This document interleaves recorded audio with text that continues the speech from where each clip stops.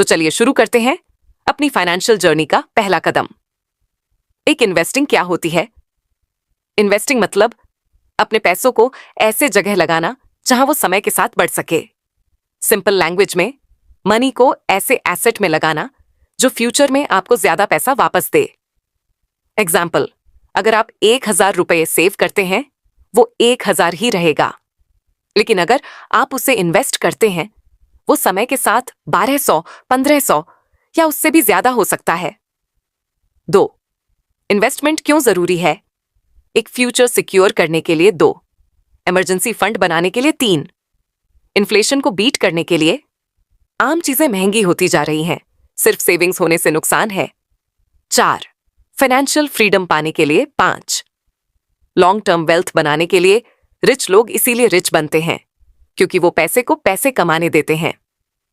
3, investing कैसे शुरू करें? स्टेप 1, अपनी इनकम और खर्च एनालाइज करो। हर महीने थोड़ा पैसा बचाकर साइड में रखो, यही आपका इन्वेस्टमेंट अमाउंट होगा।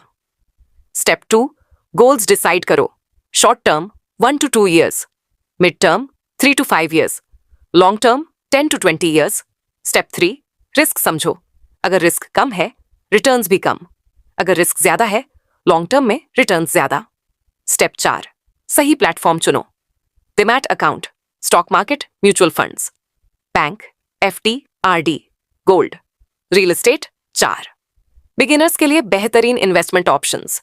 एक म्यूचुअल फंड्स, बिगिनर फ्रेंडली, सबसे आसान investing. SIP, systematic investment plan से 100 से 200 रुपये में भी शुरू कर सकते हैं। लॉन्ग टर्म में बहुत अच्छे रिटर्न्स देते हैं। 2 स्टॉक्स, शेयर मार्केट, रिस्क ज्यादा लेकिन रिटर्न्स भी बहुत ज्यादा। इसमें नॉलेज जरूरी है, लंबे समय तक होल्ड करने से अच्छा फायदा मिलता है।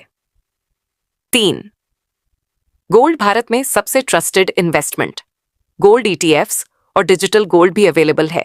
इन्फ्लेशन से बचाता है, long term stable returns. 4, fix deposit, FD, recurring deposit, RD, risk लगभग 0 रिटर्न्स, कम लेकिन सेफ बिगिनर्स और एल्डर्स के लिए अच्छा option. 5, real estate, long term big investment, rental income plus, property value बढ़ना, थोड़ी बड़ी कैपिटल की जरूरत होती है। 5, इन्वेस्टिंग में रिस्क क्या होता है? रिस्क मतलब किसी भी एसेट का प्राइस ऊपर नीचे होना। Mutual funds, moderate risk. Stocks, high risk FD, low risk gold, low to moderate risk. लेकिन लॉन्ग टर्म इन्वेस्टिंग में रिस्क ड्रास्टिकली कम हो जाता है। 6, बिगिनर्स की कॉमन मिस्टेक्स।